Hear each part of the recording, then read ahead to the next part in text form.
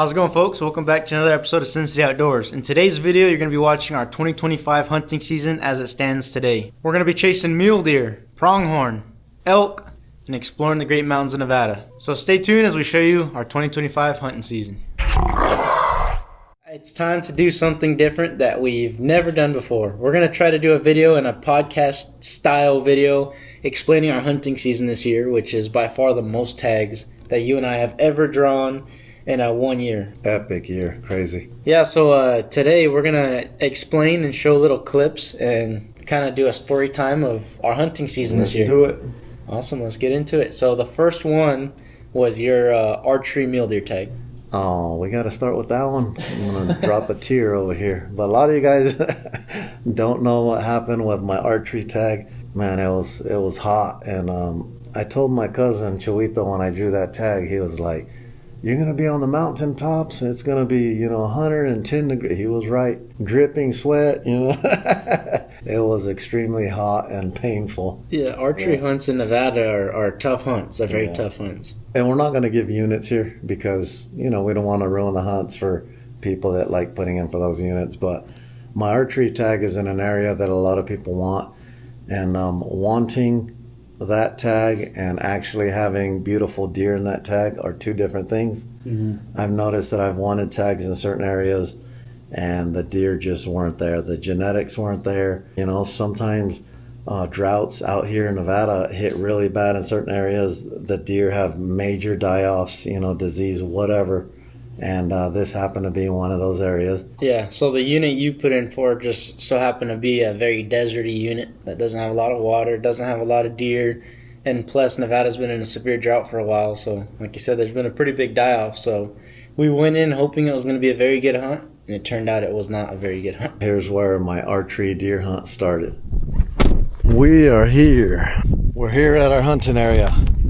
This is our beautiful playing field right behind me. The target is going to be mule deer. If you guys have ever thought about archery hunting, if you guys don't like the heat, I wouldn't recommend it. It's almost 90 degrees and we're going to be out here trying to run it through these hills and get a deer, but our freezers are looking empty. There's no better protein source and a better way to feed your family than good old fresh venison. Hopefully Senior can shoot straight when we see one and fill the freezers on this trip. So we're going to double check his bow, make sure everything's on right now. Got a little random foam target. Gonna do 40. Big buck right there. I see him. He sees me. Now he's dead. We got the target now set up on a bush. Raise it tight a little bit so Senior can shoot. He said wherever the shot ends up behind this bush, he's taking it no matter what. Oh, I don't know. It's up to you. You're still sending it? Well, I guess it's as realistic as it gets, huh? This is real world stuff here. 50 on the dot. I heard it hit. I heard it hit. The top though. You can only see the top of the target. So. I've been shooting a Matthews since 2004. I had an Outback. Now this one is the V3. So still zeroed in. I was good all the way out to 50. And I plan on getting this deer within 50. I can shoot out to 80 if I need to, but the goal is within 50. We're gonna hike all the way up to that little ridge. It's not too far away, so it shouldn't be bad. All right, you look all strapped up and ready to go. I'm ready to rock. Let's go find some bucks. Let's do it.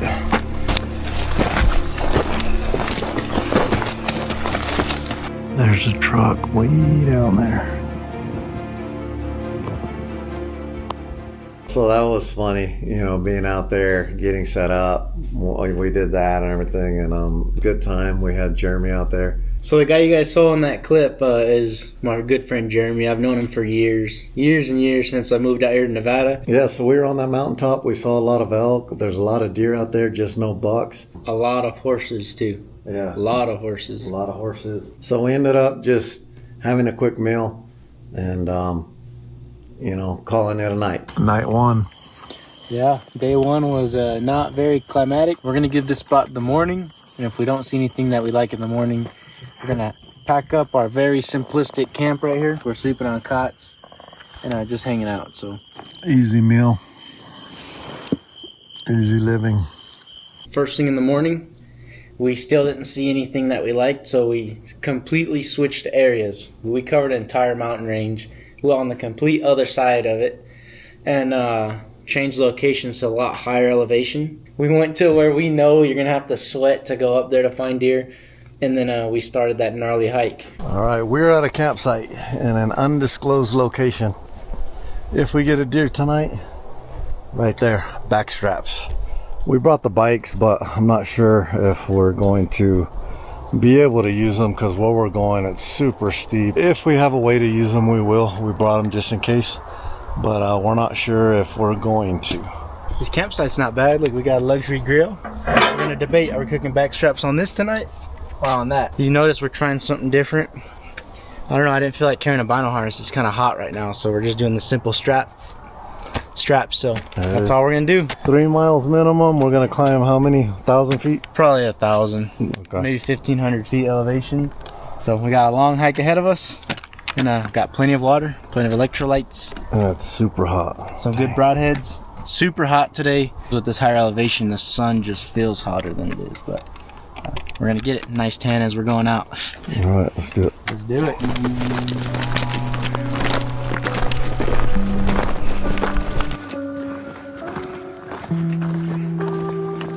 Pretty far hike, huh?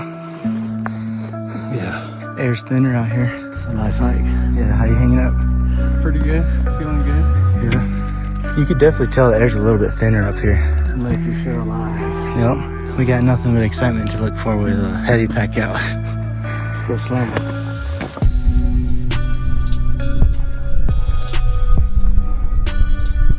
We finally made it. Oh yeah, it feels good to be up here. We're gonna glass all this area. We'll see if we see anything. What was weird about that tag is we saw other hunters out there and nobody was seeing any bucks that were worth anything. So I found a couple of hunters out there and they were just after meat at that point. And me, a meat buck to me isn't like, I knew we had a bunch of tags coming up. Our freezers were gonna be full. Even though I waited 8 years for this tag, which is heartbreaking, a meat buck is not something that I'm willing to just do. So we go up there, we hike up to the top of this mountain, and we finally get up there. I'm like wore out. It's miles, it's straight uphill, we're sweating. Jeremy's like, these guys must be crazy taking me to this spot. So we're up there. I take like a 5-minute breather. The sun is gonna start going down, so I know I have to move quick. Adrian spotted a big buck. Where's my hat? I don't know. I'm looking crazy right now. Jesus. I got a white old looking forehead after being in the sun. But we just barely got up and over onto this spot up here we hiked quite a ways into, and right away picked up 2 bucks. One of them looks like one we might have spotted when we were scouting in here. We call him the crippler because he had like a little limp to him. He's a decent deer. You know, he's not bad. He's super wide. And I think it'll be an awesome deer to shoot. So he's gonna make a stock. You wanna show kind of point where he's at? 500 something yards by those trees. But we got a cliff in front of us. Yeah, I gotta go down that cliff. I'll figure it out. We didn't get all dressed up for nothing. Alright, Godspeed. Aim straight. Think he's gonna get it done? I sure hope so. So he's hiking right down there right now. Deer are under those trees in that shade. So this is my setup right here. We got the Burris Optics 15 power binoculars on a tripod. We've got the Burris Optics Signature Series spotting scope also on a tripod with my phone looking at the deer. Well, the deer right there, Senior, is moving closer to the deer right now. He's about right there. And the deer are only right over there. It's looking pretty promising right now. He's getting close.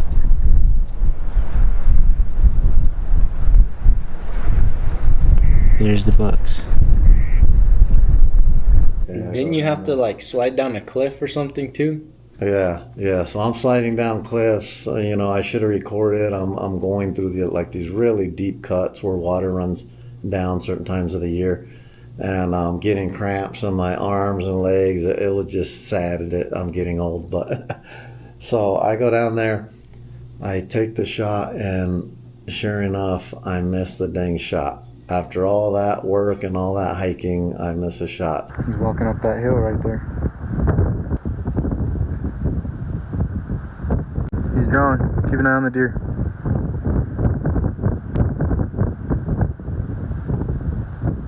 He shot.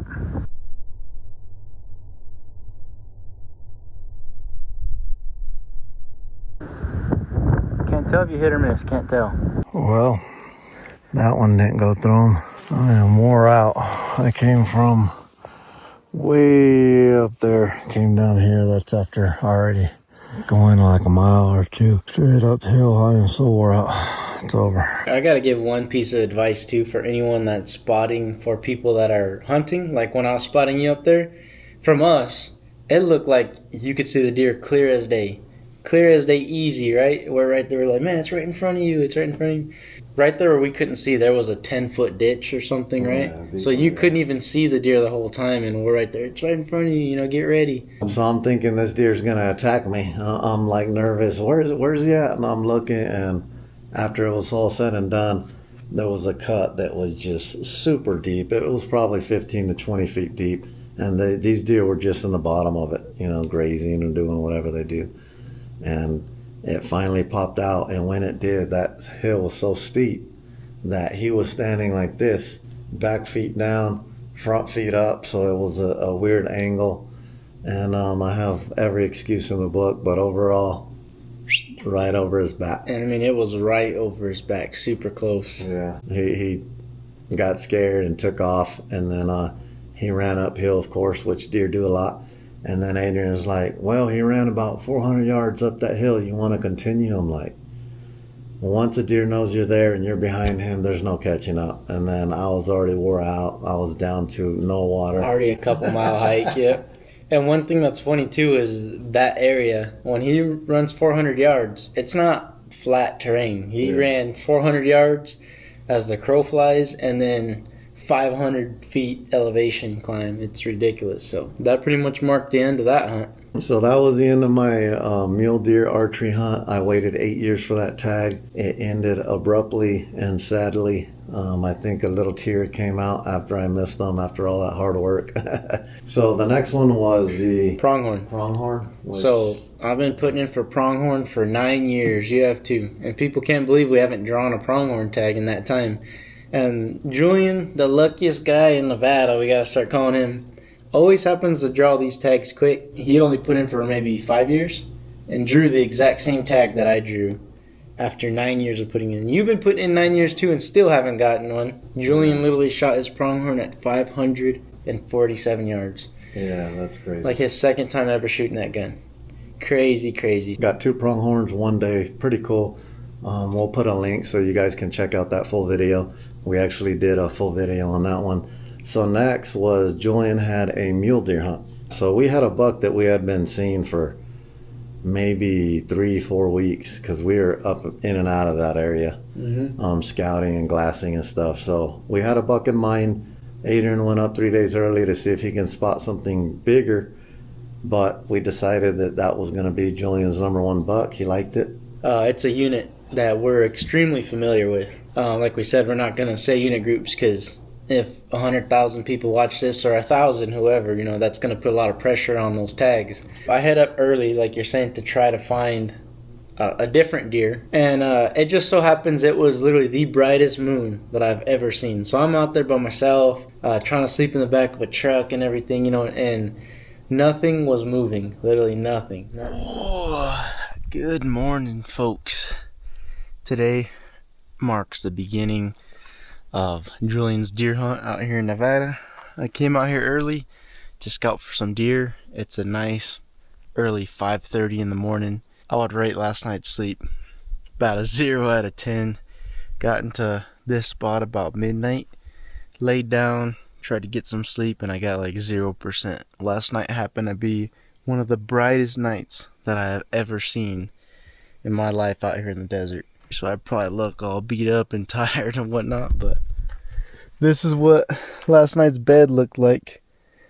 Not very comfortable. I couldn't stretch out. Julian and Senior are going to head up probably tomorrow night or the next day's morning. For a pillow to try to get better sleep, I was literally using a sweater.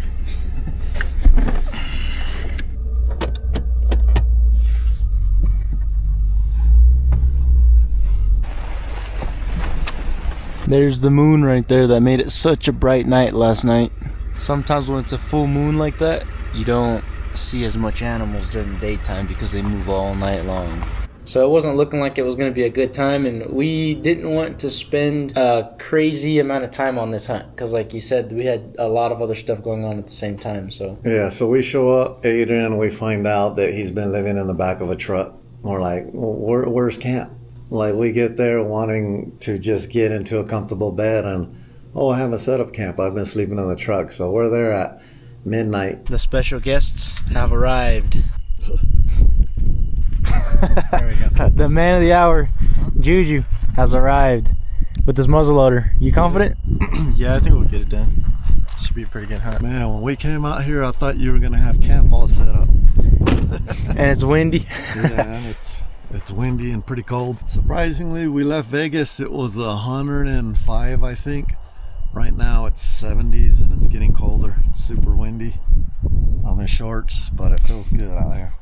I was thinking about it. This is the first time we put on sweaters since like January, probably. Oh yeah, by the way, Sin City Outdoors merch, go get you some. Yeah, but we're gonna set up camp, and Adrian hasn't eaten. He's been out here for a couple days, so we bought some carne asada and some tortillas and a little bit of green beans.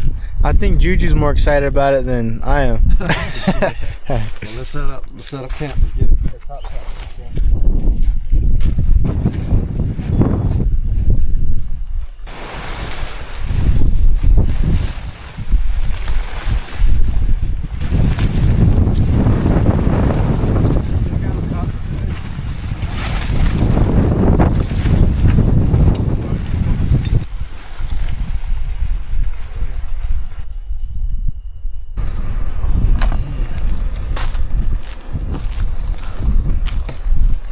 They like to crawl under your sleeping bags and get warmth.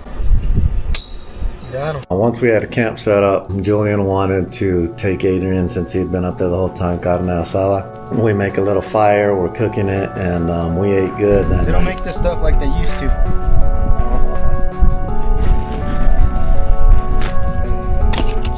How are you gonna catch your crock on fire? It's gonna shrink. Hey, guys.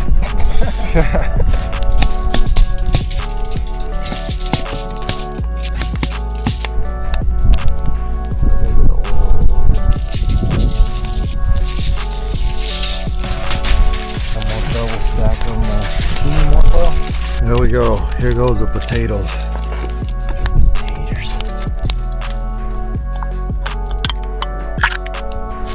All right, good enough. Smoked green beans. Anybody ever had that? Woo! Dang. There we go. Jeez. That's dinner right there, babe.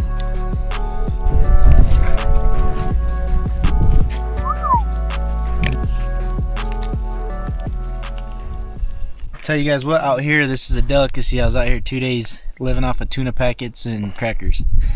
So here we go, here's some real food. I could see why the tortillas were $1 for the pack. But the rest is good. The meat tastes good. The salsa complements it nice, but the tortillas are like hard. They're not very good tortillas. Proper way to fold a tortilla. Give it a little dam on the edge. And there we go. Pretty good. What do you think of that tortilla though, like I was saying? It's hard. Meat tastes good though. You went with the carnivore style, no tortilla, nothing. Yeah. Tastes good though? It's good, yeah. Heck yeah, get some Good protein for the hunt tomorrow. It's a good seasoning. So we ate real good that night, and woke up early, opening day, crawled out of bed, and the next thing you know, Adrian takes us to where the area is that main buck has been hanging out. And believe it or not, this guy had been hanging out. He had a small rotation. He was hanging out in flats, right? Mm-hmm. He was in these flats, and they were grazing. They were like rolling hills. Mm-hmm. So 1 minute you see them, the next you don't. Those are like very difficult deer to hunt. A little bit chilly of a morning today. Ran out here to my glassing point right now, first thing in the morning. and located our buck. He looks like he's doing just about the exact same thing as yesterday. I have a general idea of where he'll be. One thing we like to do when we're glassing for big game is you get to a real nice high vantage point, and you pull out your optics and you glass. So you see I'm right here with my Burris optics, spotting scope. Over the sagebrush and stuff can be hard to get a good vantage point. I'll stand on top of our truck bed here every once in a while with my optics and spend some time glassing over the sagebrush. What's awesome right now is I could see a bunch of pronghorns sitting over there too. There's a bunch of elk that way, and our bucks are way over there. So I just barely caught a glimpse of them. They're a little bit earlier moving today than they were yesterday, but it's a good sign. So if they go bed in the exact same area, then I think we've got a good game plan for today. The deer in the sagebrush, it looks flat, but it's not flat at all. There's all these different little washes that run through and stuff, so it's extremely hard to find these deer, but when you do, they're pretty patternable. So when I was up there scouting, I had found out where he likes to bed every single day, and then that's when we moved into that area and started hunting him. Well, the buck did pretty much the same thing he did yesterday, so Juju with his muzzle loader, ready to go. Yeah. We're going to go make a play, get a little bit closer, see if they're doing the same thing. We didn't bring a shooting tripod or bipod, so he's going to shoot off of our spotting scope bipod today. Perfect. Gotta make a stop. Good luck.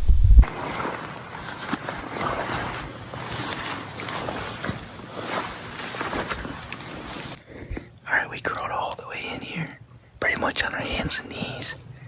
We're 150 yards away from this deer, maybe 160, but not very far. Got Julian right there.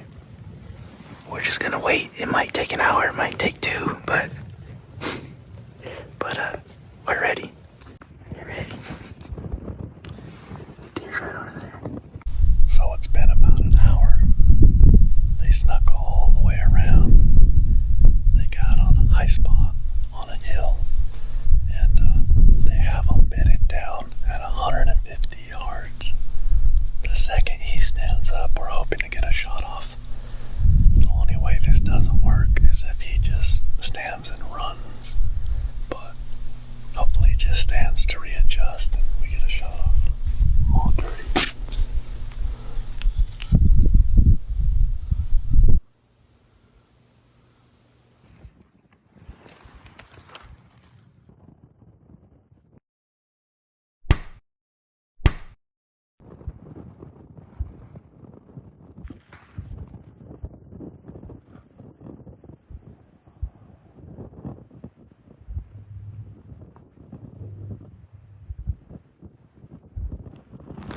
It's getting windy, but we've been waiting here about 50 minutes, almost an hour. These guys haven't stood up yet, but the sun's starting to move. I'd say they're gonna get up soon, and hopefully Julian can make the shot. I don't know what spooked those deer. Do you? You remember? The wind kept switching. Mm-hmm. The wind kept switching, and this buck, there was like 2 or 3 bucks. He was the biggest, but there was like 2 or 3 with maybe 15 does. Next thing you know, that wind switched. One doe got crazy, took off running. The whole herd gets up and they're gone. So we're like, well, this hunt's over. Let's go back to camp. Forget it. It's already like 10 o'clock or 11, and deer usually start to bed at that time. They were already bedded. We ruined it. They wouldn't have got up. When a deer beds, he's not going to get up till an hour or 2 before, sunset. So you have a window. About 2 hours in the morning, he'll be moving. And what do you say, about 2 hours in the night? Yeah, and then the thing is, if you know where he beds, they'll stand up every hour and a half, 2 hours to stretch or do whatever, and then lay back down. Lay right back down. Mm-hmm. So yeah, first time they spooked them, they were on them. We were going back to camp, a little bit upset, like, dang it, Juju was right there, 150 yards, whatever, and they all got spooked.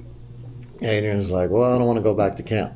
He just got up and he's glassing these rolling hills. We had 2 separate trucks too. Yeah, we had 2 trucks.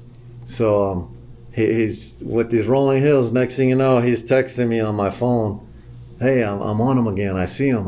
You guys can sneak over here. So we get over there, and that's where the real stalk begins. We're about to crawl after a buck.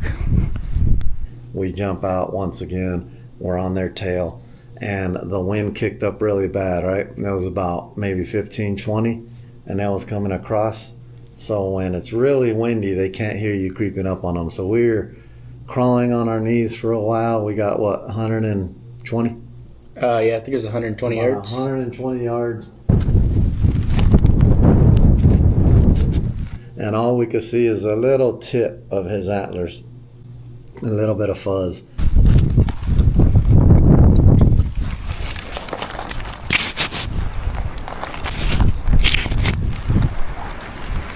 And we could see multiple deer there. Can you see his body? Yes. All right, one other one stands, you're good. And some of the does got up. They came around, they saw movement. They were about 15 yards from us. A doe will start to hit the ground, you know, it's patting the ground, it's snorting, it's doing all this stuff. It's looking right at us and we're not moving. I'm sitting there like, don't move.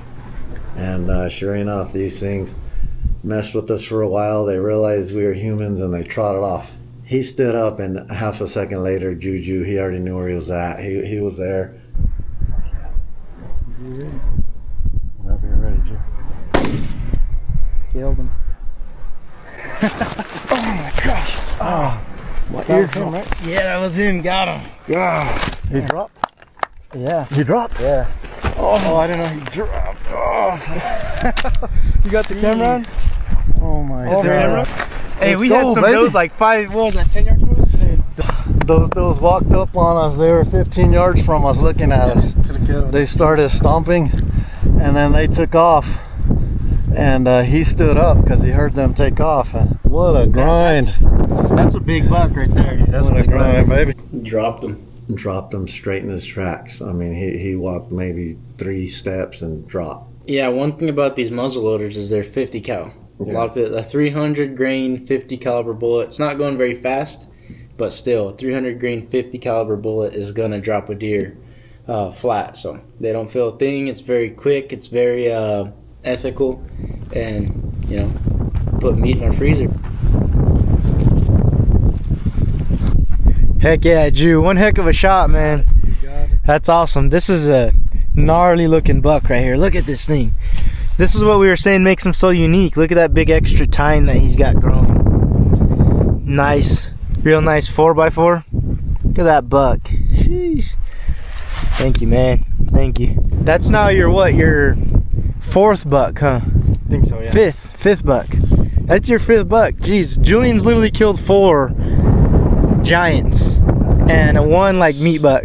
We were watching this guy for a while there, and he almost got away from you, but almost is the key word. Look at this guy. Go ahead, pick him up one last time, Ju. Look at that time. Look at this deer. Oh man. One heck of a deer, Ju. I definitely think that one goes on the wall. Has to. That's just a big deer. Heck yeah. What's going on? We're getting out of here. Yeah, we're packing up. We were debating on staying and camping a while at a different lake, but it's windy as can be right now, so it's just uncomfortable with the tents. And then plus Juju's ready to go home. Yeah. Fell over. One fell over? Well, the tip fell over and all this dust and everything. Yeah. We like to rough it, but no means. That was definitely a cool story. Julian's on a roll now. He's got a lot of really big deer that he's harvested over the years now. So we didn't want to post a whole bunch of individual little hunting videos, you know, because when you're out there hunting, to be honest, it's difficult. It's difficult to film, and you know, the deer hearing everything. You're messing with cameras and all that, and it actually affects how good you can hunt. So we kind of turned off the cameras and went after, you know, these deer because we were on a very tight schedule. What's funny about when they all spooked and everybody was headed back to camp and everything, and I wanted to go refine that deer, I was thinking in my head, there's no way that these deer ran too far. It's crazy because a deer, what a lot of people don't know is a deer's not a pronghorn, it's not an elk. They don't want to run very far. They're kind of lazy when it comes to running, in my opinion, unless you just flat out terrify them and scare them so bad that they're going to take off sprinting. So these deer, when I refound that buck, how far away do you think they had ran? Quarter mile? Yeah. Quarter mile, half mile at most. So All I did was literally just go in the direction that they ran and jumped up on the truck and found them right away. So that's our hunt to that point. Now we're on to the last one that was truly just a freezer filler, I guess you can call it. A meat hunt. That was a cow elk tag. First one that I've drawn in a long time. And to be fair, cow elk hunts, if you're in a good area, they're not very hard to fill. They have a tendency to be in the same areas year over year, so we kind of just pretty much drove up on top of the mountain. Wasn't very hard, found elk right away. Within a day and a half, Yeah, within a day we and a half. had them. Well, we had elk on the first day, but we just ran out of light before we could get one. Yeah. Then the next afternoon, we just pretty much got cow elk, carried it up the mountain, and drove home. It wasn't very hard. Mission, fill the freezer, muzzleloader time. Got a nice muzzleloading rifle over my shoulder right now. And we got a cow elk tag. We just heard some bulls bugling.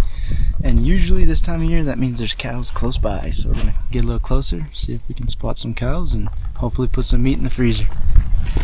It's home.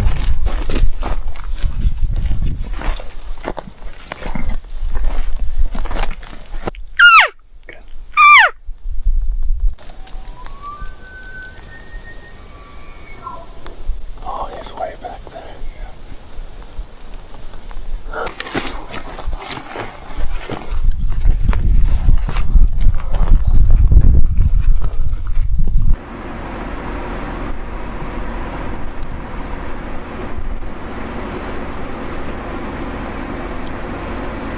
Nice bull. Oh, it's pretty nice.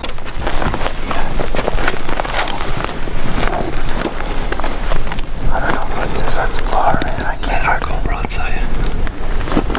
That's a far shot. Dang, they're kind of far though. 275. Yeah, I can't take that. That's.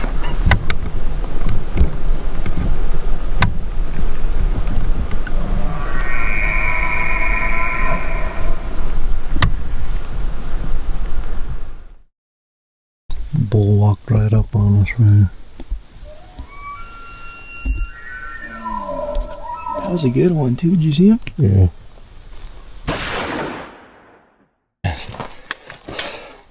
What a hike, man. Oh my god. We had to work for this cow. That was a lot of miles, and what's funny is it was right by the truck. Is the truck closer? It's right up there. No way. Oh, it's not the biggest cow in the world, but it sure is A cow. a cow elk. I think I might have spined it on the first shot, to be honest, which will suck because it might mess up some back straps, but second shot I think blew out the heart, which also would suck. Wow, Yeah, it's kind of a smaller cow, huh? There was a bigger one next that's to good. it. Yeah, I might be eating. So what ended up happening is I went over that edge, and she was standing right here, perfectly broadside, and there was a bigger one, kind of back here a little bit, and the bull was right there. Yeah. So I shot her because I didn't want, to be honest, the first one my pin found caught a bullet, and to be honest, I didn't want to hit this one on accident trying to hit the other one. So perfect clean shot, dropped her in her tracks. I couldn't be more happy. We're blessed today. We're blessed to be providing meat for our family, that's for sure. This thing right here is going to go a long ways in providing meat for all my family and friends, so can't be more blessed, that's for sure. Well, we left the phones and lights and everything up in the we truck. might need to go up there and get it first. Yeah, our phones, and then we'll pin it down so we can make several trips. Let's load her up for a picture first. Yeah, and where we shot it, we got lucky. It was only about 250 yards from the truck, but it was a mountain. And we had to take, 3 trips? We took 3 trips up and down this mountain. We kept as much meat as possible. For the first time, we kept the whole neck at the base of the skull all the way down to where his back straps start. We kept that whole neck, and I gave it to my mother, and she made tacos for a party that we all went to. That meat just fell off the bone. It was delicious. Everybody loved it. We made jerky, and it fed probably 30 different people have eaten off that elk. So there's something special with hunting when you're out there, gathering your own meat. That's one thing I always tell people. The meat that we're harvesting, whether we're fishing or hunting or whatever we're doing, I know exactly where that animal was born, I know exactly what he ate. I know exactly how he, ended up getting harvested and ended up on my dinner plate. So it doesn't get more like connected than that, and it doesn't get any healthier too, because you're talking pure, just lean, clean meat. It's not all these, what do you call it, hormones and stuff nowadays. So Yeah, so that's the story on how we filled up 3 freezers. yeah, seriously, Of just random meats, and different fish and everything. good times. We give them to a lot of family, and they just enjoy it as much as we do. So it's a good time, and there's a lot of anti-hunters out there and stuff, and sometimes maybe they just don't understand that this has been going on since I can remember as a kid. My family members hunted. A lot of my family is Native American, so these are traditions that have been here for thousands of years here, Southern California, Arizona, Nevada, all this area. And they've hunted since the beginning of time. We enjoy it. We do the same. And a lot of people are anti-hunters, but it's like literally somebody's tradition. That's what they've done all along to stay alive. We don't have a problem with it. We enjoy it. It's perfectly legal. There's rules that regulate it, and we don't see a problem with it. And it's part of North America's conservation plan now too. Yeah. Like there's actually more of a lot of species in North America today than there was when Christopher Columbus's ships hit the coasts. Our money gets used to put out guzzlers and help animals and study them and do the whole 9 yards. So we're putting our money where our mouth is, and it helps us feed our family, so I'm perfectly fine with it. And I'm actually very happy, and I think we're very blessed to live in a country that provides these opportunities for us to do these things and be able to go out and see these animals that without this system in place probably wouldn't be around today. So, well, that video was a little bit different. I think it was pretty cool though. It was definitely a fun one to film. I've never made a video like that, a little bit more of like the podcast style right here. And I hope you guys enjoyed it. Let me know down in the comments down below if you'd like to see more videos filmed like that. One of the biggest reasons we hunt too, I was going to show you guys right now, is what's in this freezer. Boom, look at all that. Senior had mentioned that we filled 3 freezers, and we quite literally do have 3 freezers full. This one has a little bit of space left, but you can see it's completely jam-packed full of a bunch of wild game. We got deer steaks right here, grind, got pronghorn right there. These are actually pronghorn tamales that my grandma made that are very, very good. Got elk burger, elk sausage, striped bass, all kinds of stuff. So we're very blessed that we drew all those tags this year. Out here in Nevada, it can be very hard to get tags sometimes. I feel like almost anywhere out west. So when we do get the tags, we're very lucky. We fill our freezers, and that's going to feed my family and a lot of our friends and stuff for at least a year or two, hopefully. But in today's video, what you guys saw was a bunch of memories being made with our family here. Stuff that's going to add to our memories right here. A lot of people might not agree with mounting animals, but each one of those is a memory that we're going to be able to look on for a lifetime and be able to tell stories. And my kids, Julian's kids, and our grandkids are going to be able to visualize what it would have looked like hanging out with us back in the days. If you guys enjoyed today's video, please consider watching another one. Maybe click this link if you want to watch the full pronghorn hunt, or click this one if you want to watch another hunt of ours from previous years. Other than that, thanks for watching, and I'll see you outdoors.